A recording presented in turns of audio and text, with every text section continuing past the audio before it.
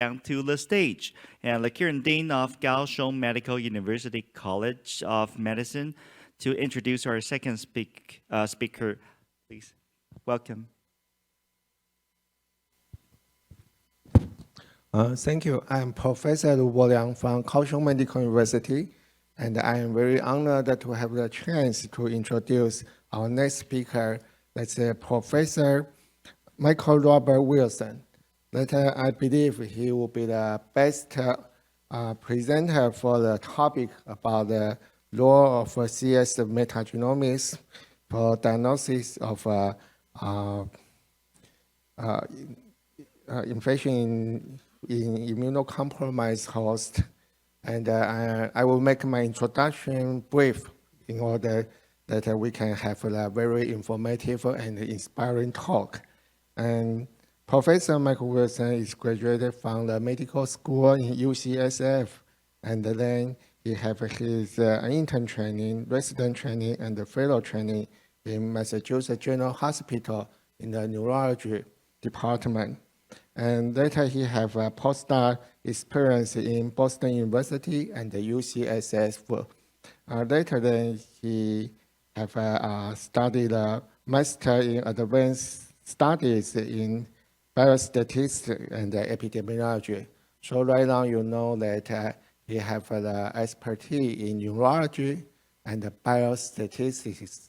And I believe that in UCF they have a group cooperation work together with Professor Cho, and all these make all this further study and application possible. So let's welcome Professor Michael Wilson for this talk. Thank you so much for having me back together with Dr. Chu. It's a real pleasure to join you again and to hear about the really remarkable progress that you've made in Taiwan with metagenomics. I think you're starting to you're putting us to shame here. I think the United States really needs to get its act together and disseminate this technology as well as you are in Taiwan. So congratulations on that. These are my disclosures. They're similar to Dr. Chu. We're both involved in a newer metagenomics diagnostics company, Delve Bio.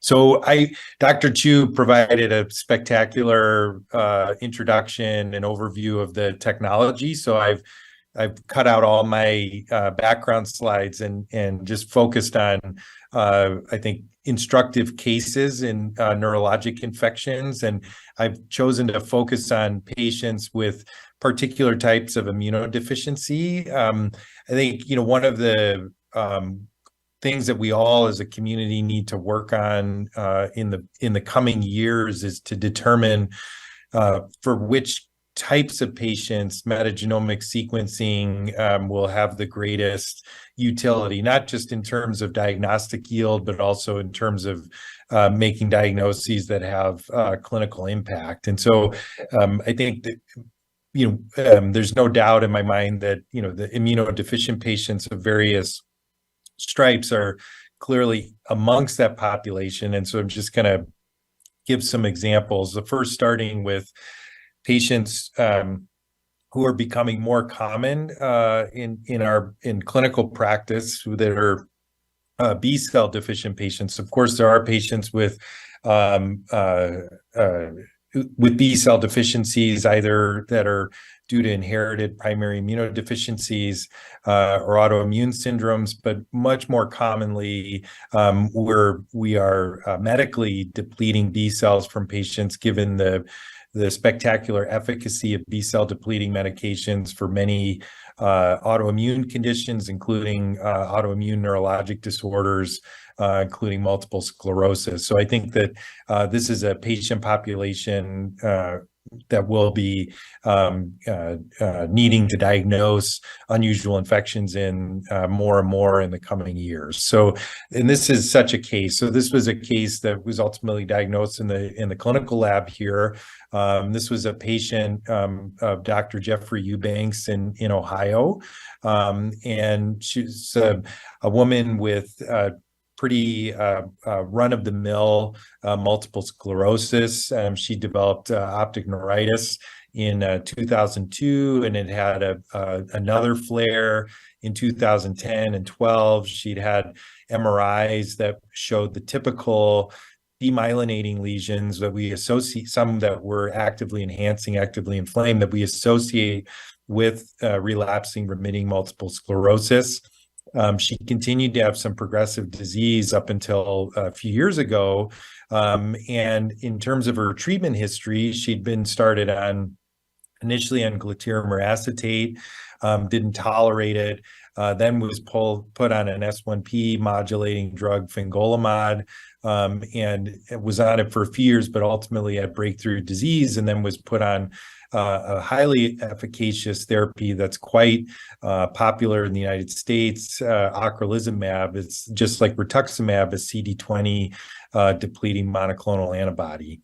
And despite the fact that after starting ocrelizumab, she had no clear-cut relapses, about 2 years ago, she started to develop worsening neurologic symptoms. But curiously, they were accompanied by relapsing fevers. The first time in September of 2021, she was found to have a urinary tract infection. She had a positive leukocyte esterase on her urinalysis. She was given antibiotics, felt a bit better. But then the next month, it happened again. And by Dr. Eubank's own admission, the urinalysis wasn't perfectly clean, but he also wasn't very confident that she truly had another urinary tract infection and wasn't sure what to do about it. He did see her in the clinic and saw that her leg weakness was a bit worse. And to his surprise, when he got repeat MRIs, and I'll show those in the next slide, not only did she have T2 hyperintense lesions, as one would expect from MS, some of these lesions in the spinal cord were enhancing, suggesting that they were actively inflamed, which is highly unusual in a patient who's been an MS patient who's been on ocrelizumab for an extended period of time. Nevertheless, he thought, well, maybe this is one of those incredibly rare relapses on ocrelizumab, and he tried a pulse glucocorticoid course, which didn't really help. And then she continued over the subsequent first half of 2022 to have periodic fevers and neurologic worsening that was transient. And these were her MRIs, and these were new lesions that he saw, again, on ocrelizumab. So see a T2 hyperintense lesion here, which as someone who sees patients with MS, this could certainly be an MS plaque. But again, it shows on the post-contrast T1 that there were areas of enhancement, which again is highly unusual on B-cell depleting therapy. So she continued to be symptomatic periodically, and in April she also developed uveitis, and then in May continued now even more frequently to have fevers every 2 to 3 weeks. She got a larger infectious disease evaluation, which was normal chest x-ray, normal blood count. The urinalysis, again, wasn't perfectly clean, but didn't clearly show a UTI. Her immunoglobulins, which can be lowered with chronic B-cell depleting therapy, were normal. And as it would be expected for someone on ocrelizumab, she did not have B cells in the peripheral blood. The patient actually demanded that Dr. Eubank do a spinal tap. He was actually reluctant to do this, but he listened to the patient. And to his surprise, she had a pleocytosis, so a cell count that was almost all lymphocytes of 27, which again is too high for MS, well-controlled MS alone, and a very elevated protein. He sent off standard infectious disease testing on the spinal fluid, and these tests were all negative, including the multiplex PCR panel that is pretty common in the U.S., the BioFire, and the pathogens tested for there are listed here. And with the negative testing, he sent spinal fluid to UCSF. And the metagenomic test, to his surprise, detected a Borrelia species, not Borrelia burgdorferi, that we associate with, that we call Lyme disease, but actually a different species of Borrelia was detected at subthreshold levels, and then was subsequently confirmed with serology testing in the periphery, as well as PCR testing, believe both of blood and spinal fluid. And it was, in retrospect, the positive Lyme antibody was thought to be probably due to cross-reactivity from this other species of Borrelia. And it's interesting, in retrospect, this all made a lot of sense. So Borrelia miyamotoi is the cause of tick-borne relapsing fever. And as the name suggests, patients do have cyclic fevers with this infection. And it's actually endemic in the part of the United States where this patient lived. Like Lyme disease, it is transmitted by ticks. And can cause a chronic infection, as in this case. The patient was subsequently treated with the definitive antibiotic course to get rid of this infection, and has done quite well. The fever stopped, and the transiently worsening neurologic symptoms also improved, and subsequent PCR was negative.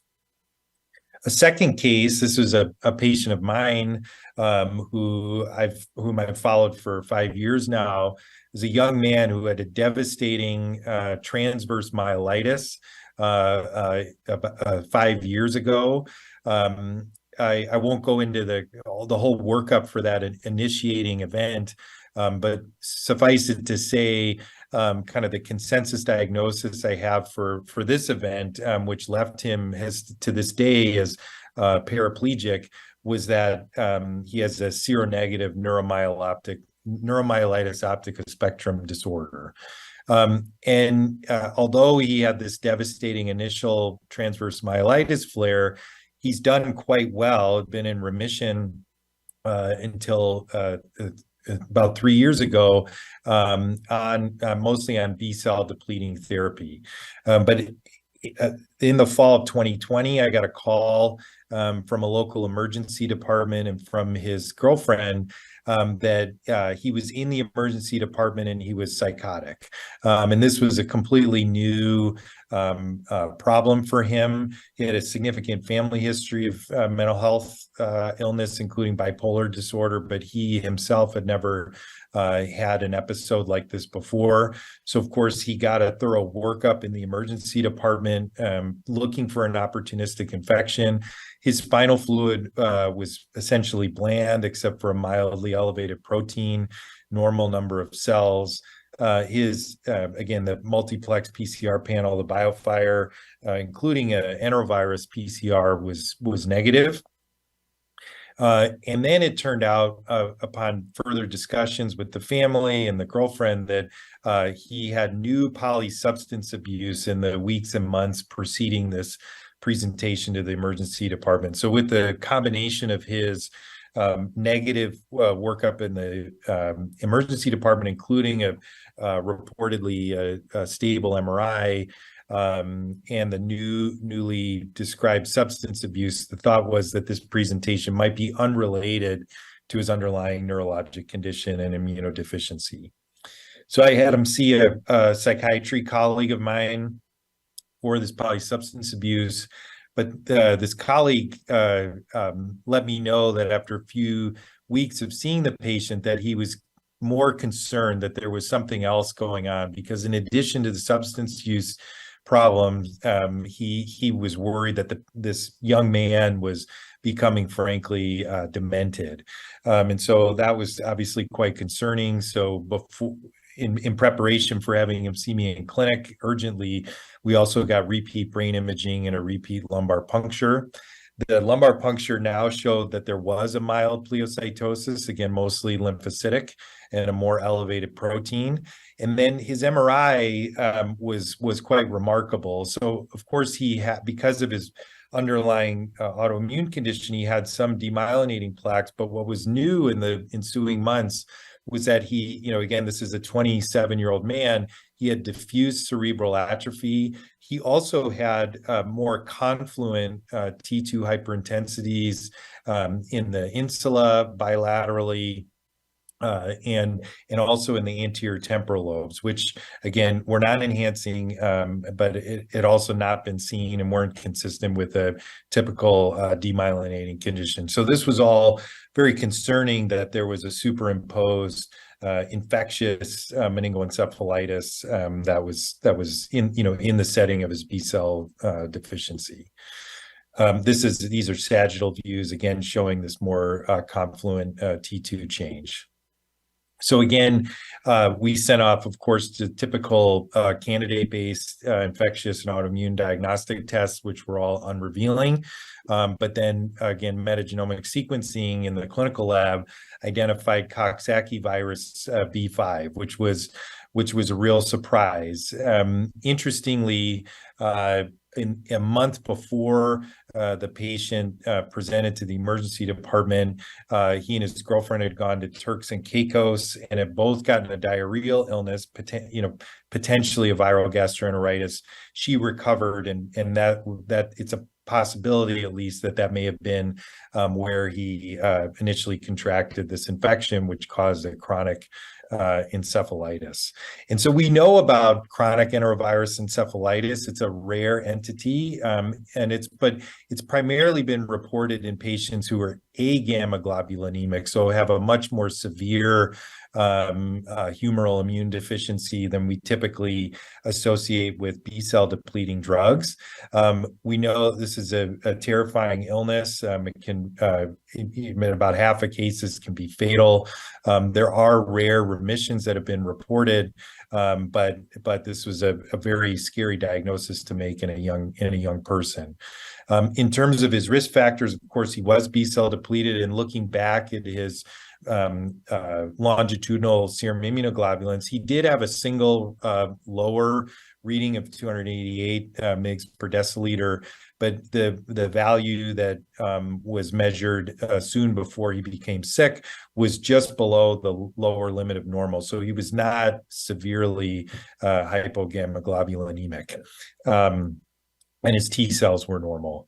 Thankfully, with treatment with monthly IVIG, cessation of the rituximab, and then use of a investigational agent that we were able to get emergency approval for, called pocapavir, he's had gradual clinical improvement, stabilization of his MRI changes, and he's actually quite functional after being and independently living after being frankly demented for a number of months. And I'll just highlight, just again, these B-cell deficient patients are becoming more numerous. There's a recent paper, again, that Dr. Chu is part of, that I've highlighted in red here, that out of University of Pennsylvania, where they've looked at rates of more neuroinvasive severe West Nile virus cases, 2 of which were diagnosed by the clinical MNGS assay. And they suggesting that neuroinvasive West Nile virus, the flavivirus, is more common in B-cell depleted patients. And it's, I think, important to note that that study was made possible by the direct detection testing of these flaviviruses, because we know that in these B-cell deficient patients, serologic diagnosis can be delayed, and that's typically what we use to diagnose flaviviruses like West Nile virus. There's also another case that is unpublished that we're working on right now, of a young boy who died after having B-cell ALL, leukemia. He was actually in remission from his leukemia, and then over a period of months progressed with a rapidly progressive dementia, and of completely unclear etiology. After he passed, on post-mortem, there were microglial nodules and other suggestions on the brain pathology that there may have been a viral infection present. And we've by sequencing the RNA extracted from the brain tissue, we identified another orthobunyavirus. And there have been a number of orthobunyaviruses that Dr. Chu discussed as well. So again, a mosquito-borne cause of acute encephalitis, La Crosse virus, that in this case appears to have, this is the first report we believe of a more chronic encephalitis in an immune-compromised host. And so just wanted to shift gears from the B-cell story to another group of patients that I think are highly enriched for infections that can't be anticipated by traditional testing. This is a recent report, again, diagnosed in the clinical lab at UCSF of a 60-year-old woman from Illinois who had end-stage renal disease due to sickle cell. She got a second kidney transplant in 2020, and because it was her second transplant, got especially aggressively immunosuppressed, both as induction and maintenance therapy. But the kidney transplant surgery went well. She was discharged on post-op day 5. But then got readmitted for what were thought to be non-neurologic complications, so a fall, acute pain crisis, but was also noted secondarily to have generalized weakness and sluggish cognition. And then was admitted again on day 43 with, again, worsening weakness, more profound altered mental status, fatigue, and diarrhea. Her MRI showed, again, diffuse, very non-specific T2 hyperintense white matter changes that were quite symmetric and not specific for one disease or another.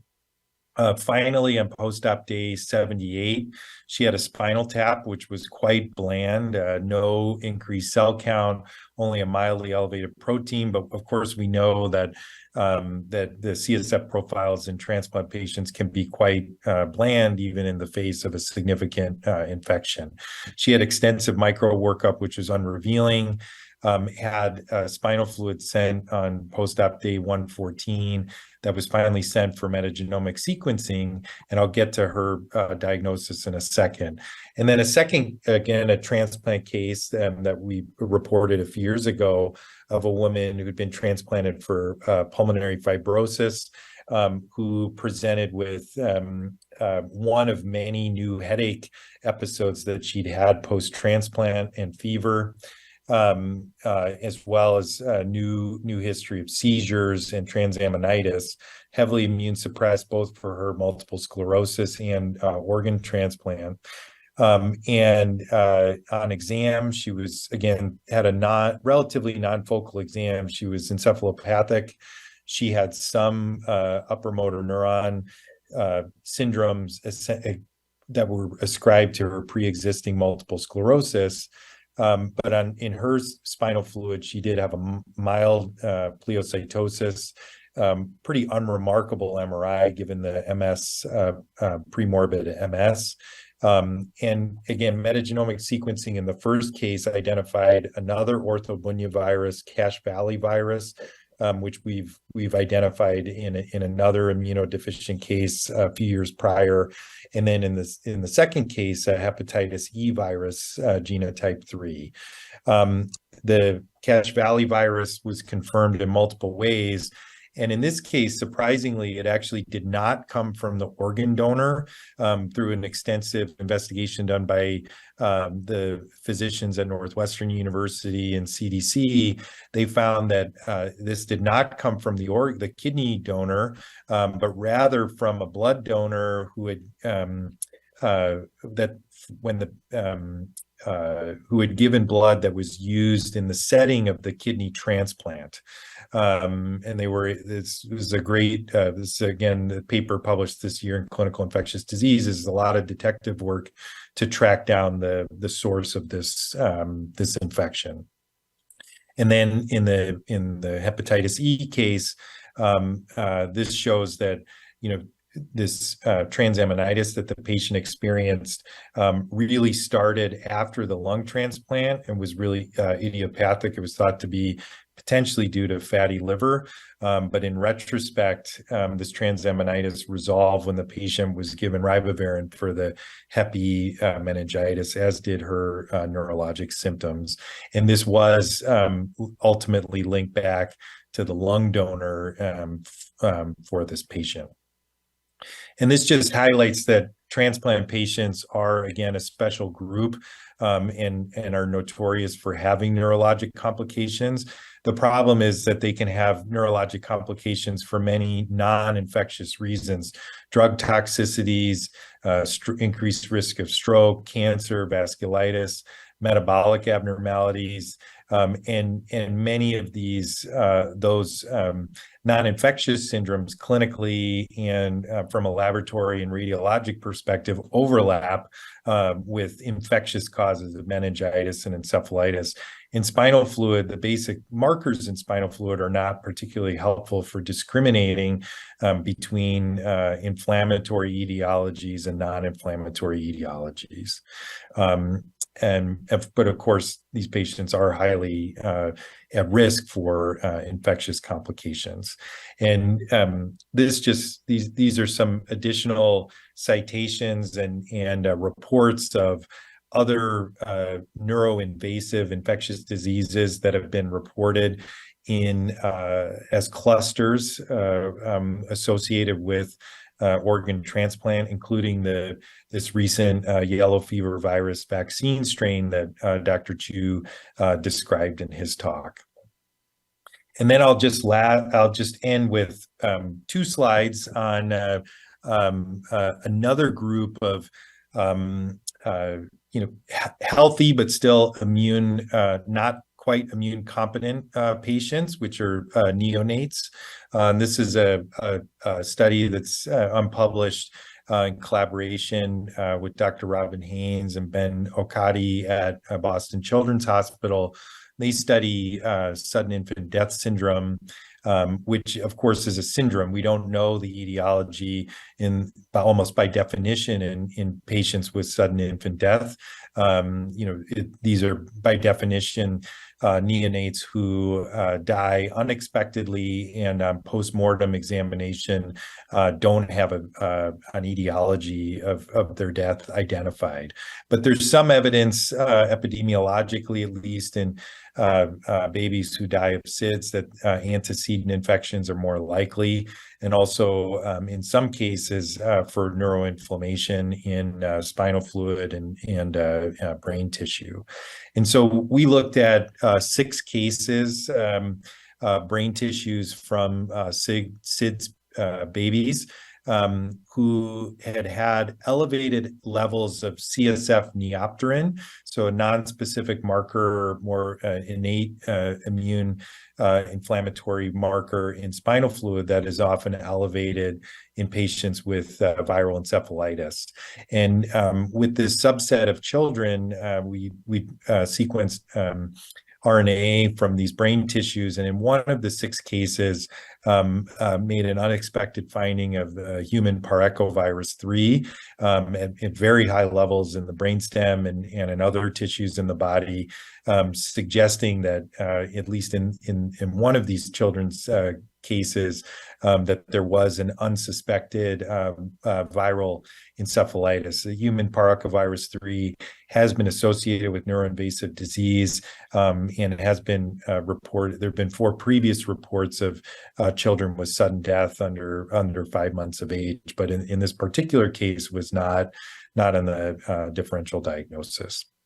So I'll just end there and just conclude that I think there's, this is in addition to the exciting technical advances to making the MNGS assay faster, more sensitive, more specific, mining the host transcriptional data that Dr. Chu talked about. I think that we still have work to do in terms of clinical research to identify the patients who can most benefit from this type of testing. And obviously, I think trying to make the argument that immunocompromised hosts are particularly enriched, both because they're susceptible to neuroinvasive infections, especially atypical ones that are not part of the typical candidate-based diagnostic tests that we send off, like pathogen-specific PCR or serology.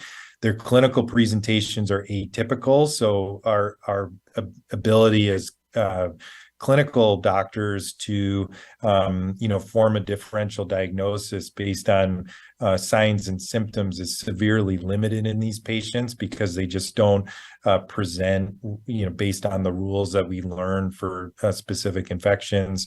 Their serologic responses are delayed, so even pathogens that are in immune competent patients are better diagnosed with serology, like West Nile virus. We're really handicapped in those patients because they won't have a robust antibody response early on. And lastly, I think there's evidence to suggest that, again, these infections are more chronic in these patients. And so direct detection testing, molecular testing like MNGS is going to be inherently more sensitive in these patients because whether we test a spinal fluid sample obtained on the first day of the infection or maybe a week into the infection, it's much more likely that the RNA or DNA from the pathogen is going to linger and be present for longer throughout the clinical course. So we have more opportunities to make a diagnosis with metagenomic sequencing. So I'll end there. Of course, thank a lot of people who have been worked on these various projects. Obviously, close collaborator with Dr. Chu, Dr. Steve Miller, Joe DeRisi, and then folks in my lab listed here, and then to our funders. So thank you very much. Hi, Michael. Thank you for your kindly sharing for those clinical stories. And to the audience, it's the same. Please save your questions until the panel discussion session. And thank you, Michael.